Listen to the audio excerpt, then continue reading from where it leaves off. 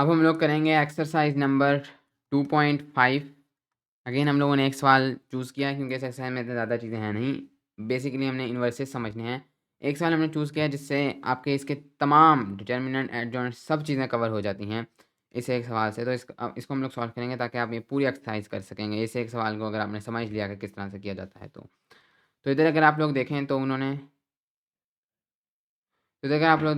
हमें कहा है कि ये साबित करें हमने दो चीज़ों को प्रूव करना है। तो इसके अंदर से हम लोग सेकंड वाला पार्ट कर लेते हैं क्योंकि इनमें से ये दोनों एक ही तरह से होंगे। तो हम लोग सेकंड वाला पार्ट करेंगे। सो इधर हम लोगों के पास एक लेफ्ट हैंड साइड है और एक राइट हैंड साइड है, और हम लोगों ने इन दोनों को जो है वो प्रूव करना है। हम दोनों ने इन दोनों साइड्स को प्रूफ करना है एज इक्वल। सो इधर हमारे पास है B A inverse. Now B है हमारे पास 2310 डॉट ए है हमारे पास 0 -1 2 1 एंड देन उसका इन्वर्स है हमारे पास। तो पहले हम लोग इसको मल्टीप्लाई करेंगे।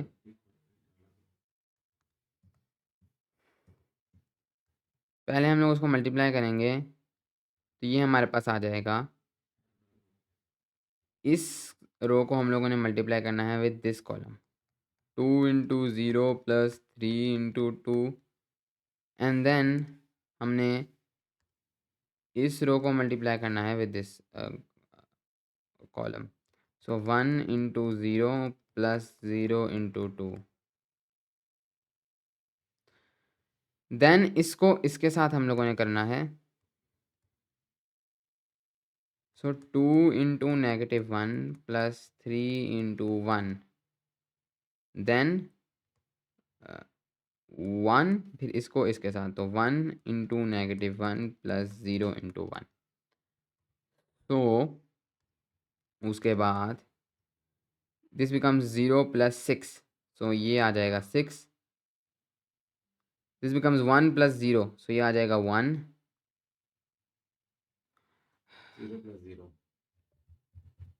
0 + 0, तो ये आ जाएगा 0 एंड देन ये होगा -2 + 3 विच विल बी 1, -1 + 0, सो -1। सो ये हो गया हमारे पास बी ए, लेकिन अब हमें इसका इन्वर्स लेना है। तो इन्वर्स लेना इस एक्सरसाइज की मेन चीज़ है जो हमने सीखना है। ओके, अब इन्वर्स किस तरह लिया जाता है? तो इन्वर्स का एक बहुत ही सिंपल फार्मूला है, और सबसे इम्पॉर्टेंट चीज़ समझना ये है कि ये फार्मूला सिर्फ 2/2 मैट्रिक्स के लिए एप्लीकेबल है। जो भी मैट्रिक्स होगा 3/3 उसका इन्वर्स का फार्मूला बिल्कुल डिफरेंट है। हमारे कोर्स में सिर्फ 2/2 मैट्रिक्स का फार्मूला है, और 3/3 मैट्रिक्स का फार्मूला लेना बहुत मुश्किल है, और 4/4 हैंड से लिया ही नहीं जाता, वो कंप्यूटर्स लेते हैं। तो जो फार्मूला है, फॉर एग्जांपल इस मैट्रिक्स को, ये जो मैट्रिक्स था ये दिस वाज बी ए, और इसका हम लोग ले रहे हैं इन्वर्स।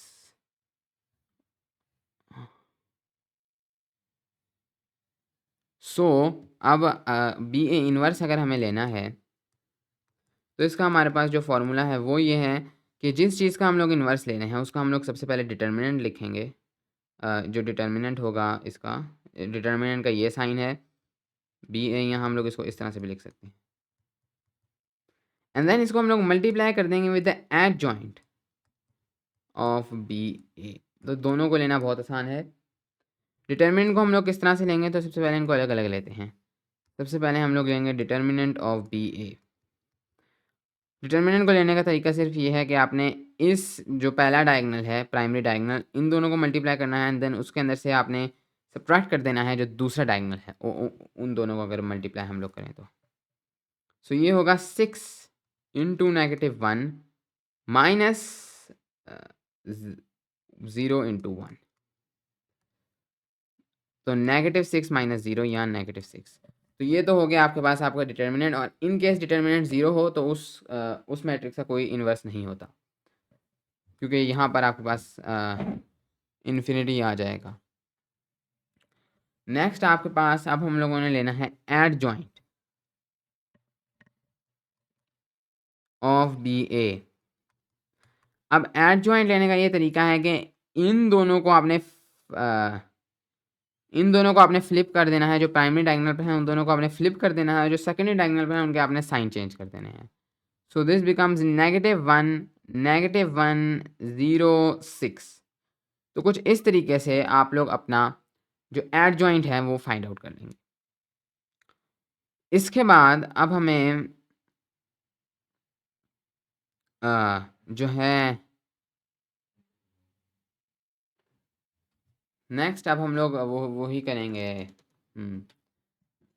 यानी अब हम लोग एडजॉइंट ऑफ बी ए हम लोगों के पास आ गया है। अब हम लोग सिर्फ सिंपली जो है इसके अंदर उसको पुट इन करेंगे और हम लोग अपने उम्मीद है कि आइडेंटिटी मैट्रिक्स तक पहुंच जाएंगे।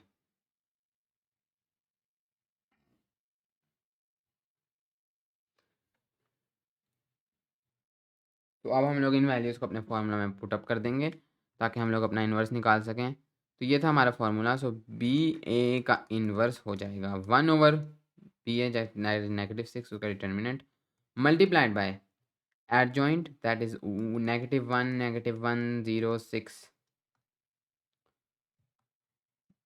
सो अब हम लोग अगर देखें सो ऊपर वाला पार्ट बनेगा 1/6, सेकेंड पार्ट बनेगा 1/6, थर्ड पार्ट बनेगा 0 एंड ये वाला पार्ट बनेगा -1। तो ये हो जाएगा हमारा इन्वर्स। इन्वर्स को जब भी हम लोग अपने ओरिजिनल मैट्रिक्स से मल्टीप्लाई कर देंगे तो हमारे पास हमारा आइडेंटिटी मैट्रिक्स आ जाएगा जो कि होता है 1 1 0 0। ओके, नेक्स्ट अब हम लोग क्या करेंगे कि हम लोग दूसरी राइट हैंड साइड का आंसर निकालेंगे और फिर देखेंगे क्या क्या ये दोनों इक्वल होते हैं या नहीं होते। So right hand side that is A inverse multiplied by B inverse. So A inverse यानी 0 -1 2 1 मल्टीप्लाइड बाय 2 3 1 0 का इनवर्स नेक्स्ट अब हम दोनों के अलग अलग इन्वर्सेस निकालेंगे और फिर उन दोनों को हम लोग मल्टीप्लाई कर देंगे। तो पहले हम लोग इस वाले का ए का निकालते हैं इन्वर्स अलग से। तो इसका formula we all know 1 determinant of A multiplied by adjoint of A. जो डिटर्मिनेंट ऑफ ए है अगर हम लोग देखें तो that is 0 × 1 -1 × 2 dot adjoint of A. So हमें इनको सिर्फ प्लेसेस स्वैप करनी है और इनका साइन चेंज करना है। सो इस तरीके से हम लोगों ने अपना एडजॉइंट निकाल लिया है। अब हम इनको मल्टीप्लाई कर देते हैं तो ये आ जाता है -2 यानी 2 डॉट 1 1 -2 0। तो इस तरीके से हमारे पास ऊपर आ जाएगा 1/2 1/2 -1 और 0। तो जब हम अपने ओरिजिनल मैट्रिक्स से मल्टीप्लाई करेंगे तो हमारे पास हमारा आइडेंटिटी मैट्रिक्स आएगा। ओके, नेक्स्ट अब हम लोग निकालेंगे अपने बी का इन्वर्स। तो साइड पर निकालेंगे 1 over the determinant of b adjoint of b। Determinant of B 0 -3, तो बेसिकली -3 आपका आंसर आएगा। तो 0 -3 डॉट एडजॉइंट इनको हम लोग स्वैप कर देंगे और इनके साइंस तब्दील कर देंगे -3 और -1।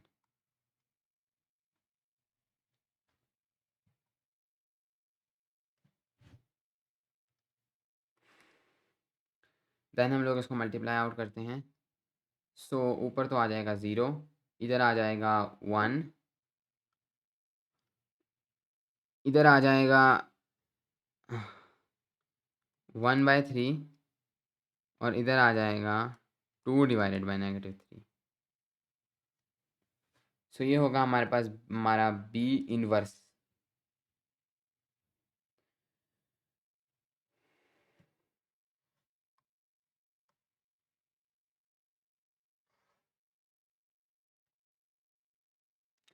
अब हमें क्या करना है कि अब हमें इन दोनों को मल्टीप्लाई आउट करना है। सो 1/2 1/2 -1 0 इंटू 0 1 1/3 2 और -3। सो ये हो गया है हमारे पास हमारा ए इनवर्स और बी इनवर्स इक्वल इन दोनों के। अब हमें इन दोनों को मल्टीप्लाई आउट करना है, इस रो को इस कॉलम के साथ, यानी कि इधर तो आ जाएगा स्ट्रेट फॉरवर्ड 0 प्लस 1/2 इंटू 1/3। नीचे अगर हम लोग देखें तो अब इसको इसके साथ, तो इधर तो आ जाएगा स्ट्रेट फॉरवर्ड 0 और इधर भी आ जाएगा स्ट्रेट फॉरवर्ड 0। नेक्स्ट इसको इसके साथ 1/2 into 1 plus 1/2 into 2 into -3। Then इसको इसके साथ, so -1 into 1 plus 2 into 2 divided by -3 into 0।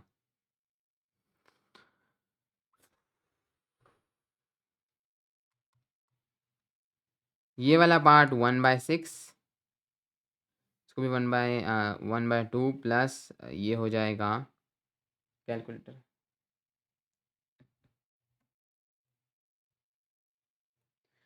Next इधर ये तो हो गया 1/2 प्लस हमें अब करना है 1/2 into 2 divided by -3।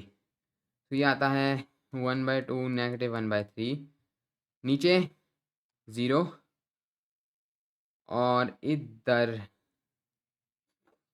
This is 0।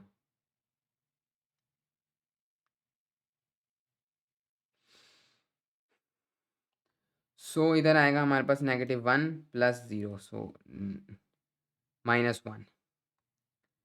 सो ये हो जाएगा हमारे पास 1/6 1/6 0 -1। तो इस तरीके से हमारे पास ये दोनों इक्वल आ गए हैं।